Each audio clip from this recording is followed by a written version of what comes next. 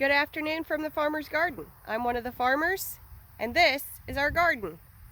It's been kind of a crazy couple of weeks. We've been very busy, and then we had the kiddos got sick, and now obviously, as you can tell from my voice, I'm not feeling great myself, but the work doesn't stop.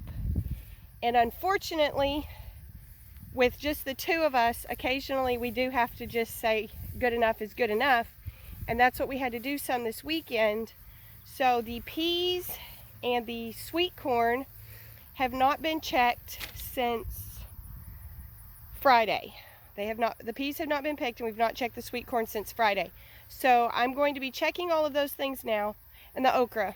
So we may have some really massive okra because sometimes that grows really fast. So we're going to check all of that right now and see how it's looking. Okay, we're starting with sweet corn.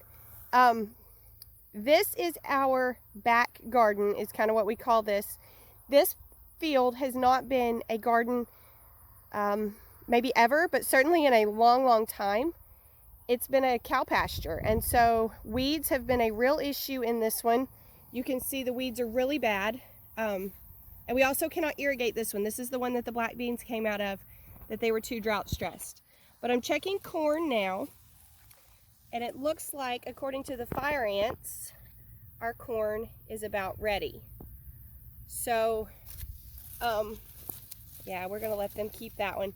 But you can see those kernels are nice and juicy, good and tender. So I'm going to go through and see about picking a little bit of this corn, and then that will be ready. All right, so here's one.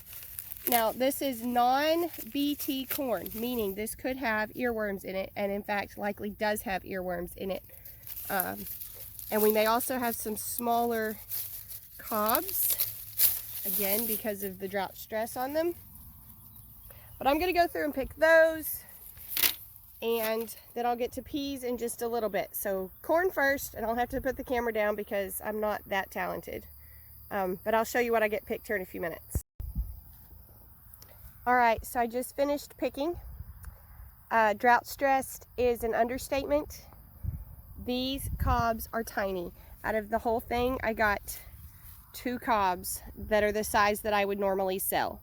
And I haven't opened them yet to check, but some of the smallers I opened. They're very pretty, but they do have worms.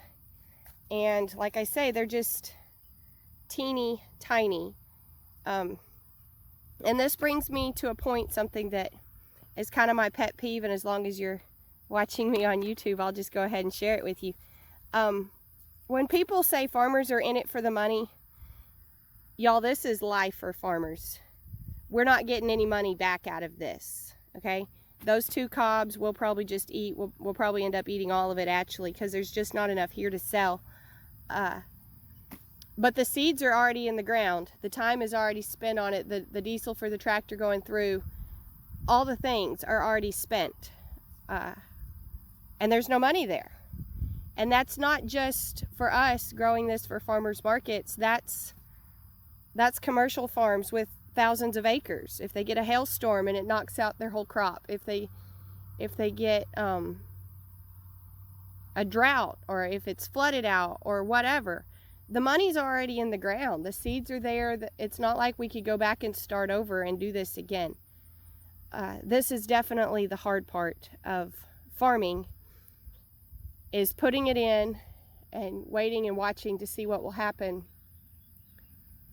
and not really having any real control over the outcome.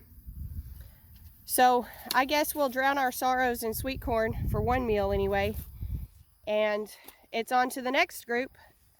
Right down there, you can see the next sweet corn is growing, and there's more up at the house, and we just pray for more rain for this one and hope that it works out better. In the meantime, just remember that the farmer's garden wasn't in it for the money on the sweet corn this go around. So there you go. I hope you enjoyed your little visit to the farm. I hope you learned a little something. Be sure and come back when you can stay longer.